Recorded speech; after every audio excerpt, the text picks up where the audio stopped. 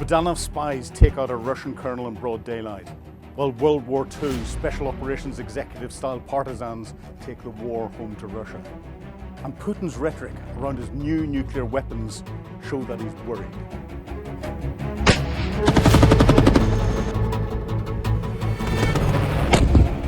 Kharkiv again. I'm Philip Ingram, covering for Jerome Starkey this week, looking at the biggest stories we've got from Ukraine, but, unlike Jerome, from a military intelligence perspective. Ukraine's GUR, its military intelligence directorate, has assassinated the Russian Lieutenant Colonel Mazerin, a commander responsible for many of the atrocities in 2022 around Kyiv and Bucha. Mazerin was eliminated by a car bomb some 4,000 kilometers away from the Ukrainian border. And in a very bold attempt to show the assassination, we saw the Ukrainian Special Operations Executive Commando pushing a button on a very prominent detonation device and the bomb going bang. Was this just about an assassination, or was it more? It's definitely an awful lot more. It's killing someone that the Ukrainians have accused of being responsible for massacres and war crimes, but showing a very clear message using information operations to other Russian commanders, whether they be colonels or generals or majors or others that have been involved or accused of war crimes, that the Ukrainians can get them very publicly and anywhere. And information operations, we have to remember, have to have credibility. It's not just about sending a message on a piece of paper or on social media. It's about something going bang, videoing it and sending that off. The impact that that's having on Russian commanders is massive. So continuing the theme of Special Operations Executive type activity, we're getting reports of partisans, or they could be Ukrainian commandos or intelligence operatives destroying cell towers across Russia. This is disrupting the communications, disrupting Russia's ability to provide the data that's needed to control its logistic hubs, its railway lines, to get an understanding of what's going on, and interrupting its communication capability, but also showing the Russians that the critical infrastructure is vulnerable. It's vulnerable to these attacks that the Ukrainians, coordinated by Ukrainian military intelligence, the GUR, or sometimes referred to as the HUR, have got the ability to do seemingly at will. So if we combine the attacks on the communication infrastructure with the assassination, with the attacks on factories, with the attacks on railway hubs, with the attacks on road bridges and everything else, this is Ukraine using Mosquito type attacks, going in, and you know how annoying a mosquito is in a room whenever you're trying to get to sleep. It's not going to kill you, but then if you get tens of mosquitoes, turning into hundreds of mosquitoes, turning into thousands of mosquitoes, at some stage it will overwhelm you. Now, Russia is a huge country. It's got a huge number of targets. Ukraine is trying to increase the number of different ways that the mosquito is coming in and biting the Russian body. And that is why we're seeing the attacks on the oil infrastructure, the road network, the rail network, the factories, generals being assassinated, airfields being attacked in novel ways, like we saw under Operation Spider's Web, as well as lots of other things, and the drone attacks that are going in, affecting Russians' daily life. Eventually, the body will get overwhelmed if it gets attacked and nipped on so many occasions. That's what the Ukrainians are attempting to do. It will take time, it will take a long time, because Russia is very big and can absorb a lot of what Ukraine is doing. So the covert activity is complementing what's going on from an overt perspective. And the Ukrainians are using novel ways of trying to pin Russian military capability down. And this is where we've seen the attack on the dam. We don't know how they did it.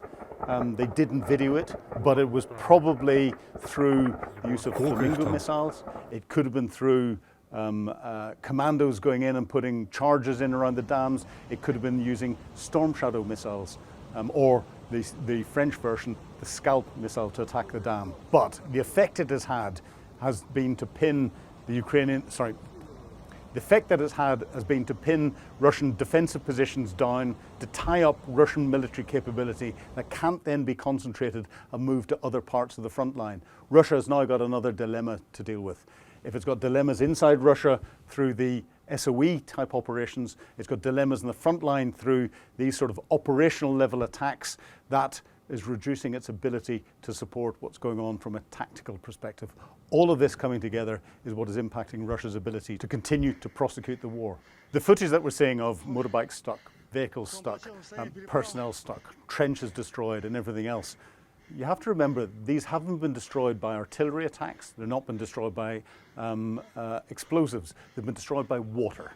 And they've been pinned down by water. And this is where weapons, and we think of warfare as something that is going bang, or someone being shot, or military action, the only way to deal with military capability in the ground. No, it's using the terrain, it's using other factors, and this is where the Ukrainians have used the water that was stored behind the dam. We saw that with the Dam Busters raid during the Second World War, where destroying the strategic dams in Germany allowed them to destroy a lot of Germany's defense industrial base.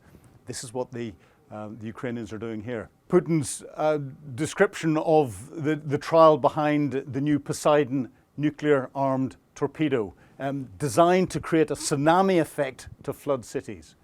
Well, we have to remember that if that is the objective of a nuclear device going off, we're into nuclear conflict and nuclear war. Is it an act of war? No, you can destroy a city in a much better way by dropping a nuclear-armed ballistic missile on it. So it is rhetoric that's coming out. It is a missile that is designed to suggest it's scary. In the same way we've seen with the new nuclear-powered cruise missile, the Skyfall missile, as the West call it, that the Russians claim has got infinite range and can stay aloft forever. Well, it isn't an act of war. It doesn't provide an additional capability that cannot be provided by a Russian ballistic missile. Putin's new ballistic missile, or it's better to pronounce the NATO term for it, the Skyfall missile, is a nuclear-powered missile. Now, it's a cruise missile, so it flies conventionally. It's supposed to fly at a very low height, 50 to 100 meters off the ground, possibly 50 to 100 feet off the ground.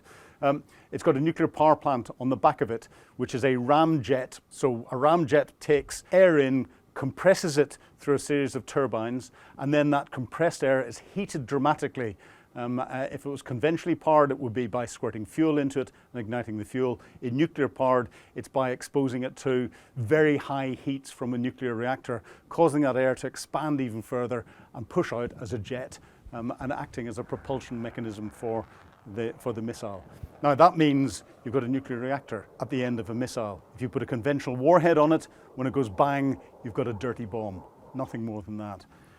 That means that realistically, the only warhead that you want to put on a missile like this is a nuclear warhead, and therefore if these missiles are flying around, Putin has made the decision to go to nuclear war. If it's got infinite range, it can stay aloft for an infinite amount of time. It'd be very dangerous to land it somewhere. It means it's probably going to be used. That means Putin has signaled that he has gone to nuclear attack mode.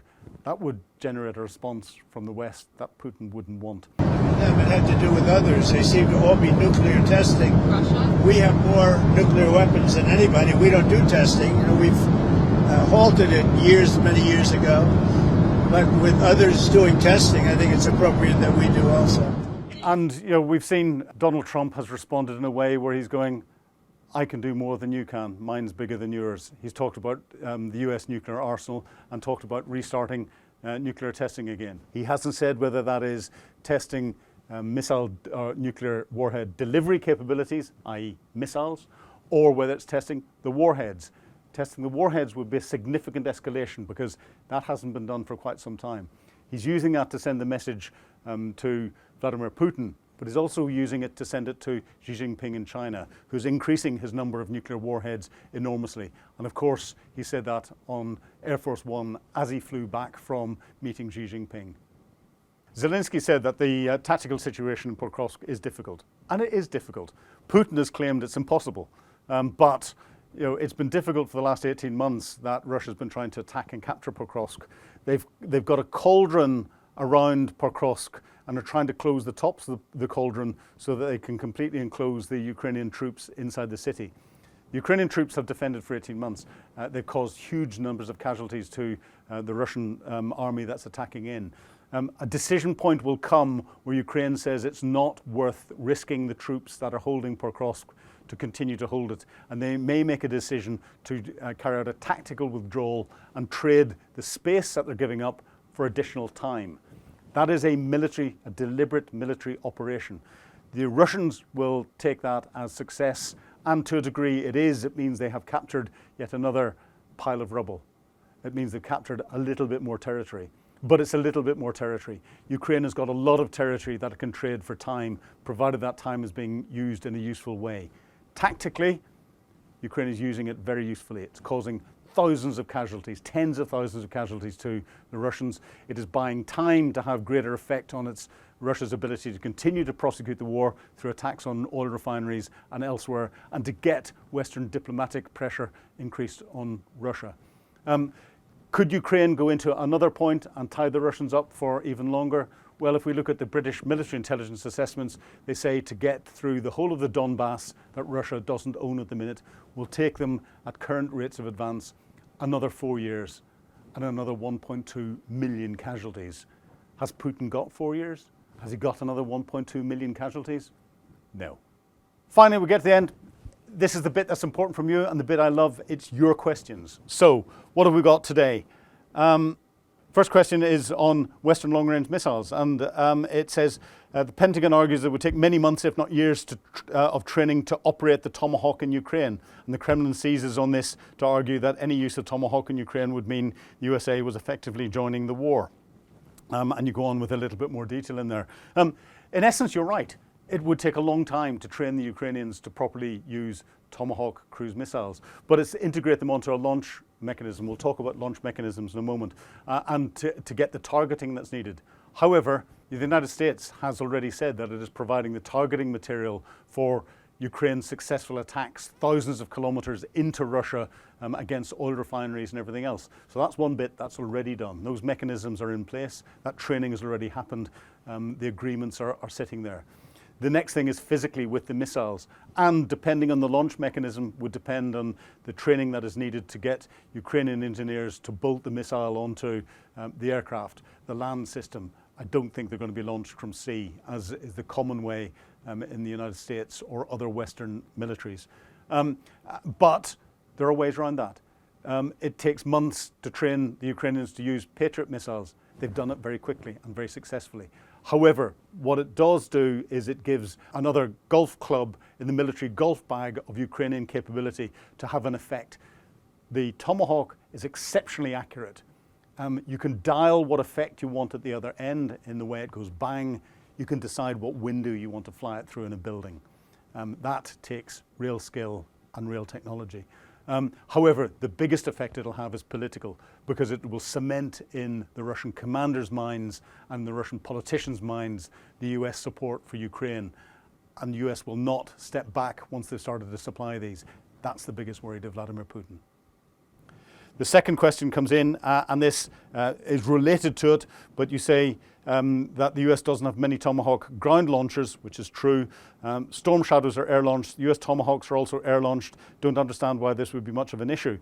Again, a very valid point. The launch mechanisms, primarily Tomahawk missiles are launched either from the air or from sea-based platforms, whether they be surface platforms or submarines.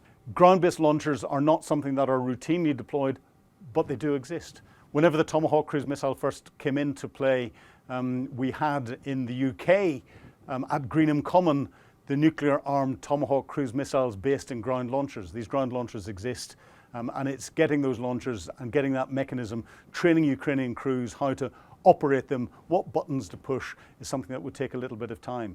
But I don't think the launch mechanism is something that would take the Ukrainians very long to deal with. These are not complicated systems, and once, like the Storm Shadow, it's bolted onto the aircraft, it's software and targeting, and you hit go, and then the missile does the rest of it itself. So, and our third and final question this week is about drones. And of course, drones are very important and they're critical to this conflict. And you say, if Ukraine is leading the world with drone warfare, why aren't we seeing drone swarms destroying Russian oil and gas refineries and the lines of tanks? It's always just one drone at a time. Well, in the videos we see, it's one drone at a time, because you've got a first-person view from the camera on the drone. There are swarms going over. The swarms that Ukraine is putting into Russia on a nightly basis, or every other night, you're talking of 10, 50, 60 drones going in. They haven't got the same sort of levels where the Russians are firing in up to 500 or 600 drones and decoys into Ukraine at different times. That's because of the production capability that there is in Ukraine. Whenever it comes to the front line and the drone swarms that are out there, there are hundreds flying around every day from both sides. Why are we not seeing armoured columns destroying, Ukraine destroying Russian armoured columns? Because the Russians don't have armoured columns. They don't put them out like that anymore. So they don't really exist. We've seen in the last week 2 Russian armoured or mechanised attacks. Those have all been destroyed by Ukrainian drones. But it's only been a few tens of vehicles that have been in there. When it comes to the strategic drones and the attacks against Russian oil infrastructure and other infrastructure, the Ukrainians are launching quite a number of these different targets, but it's a huge area. Think of an A4 piece of paper and you fire a shotgun at it. You're going to have a big splatter of effect and you're going to see it at that A4 piece of paper. Extrapolate that A4 piece of paper out and take it as something the size of the United Kingdom and fire the same shotgun at it. Are you going to see the same effect? No, but you're still firing the same number of pellets. Russia is huge, and firing even 100, 200, 500, 1,000 drones at targets across Russia. It's like firing a shotgun at something the size of England. You've got the same number of pellets, but you don't see the same effect as you do on an A4 sheet of paper. But it is having an effect. It's slow and it's going to take time. But a good question, and thank you for asking it. And thank you all for asking your questions and for watching Frontline with me, Philip Ingram, this week. Jerome will be back next week, but it's been a pleasure talking to you.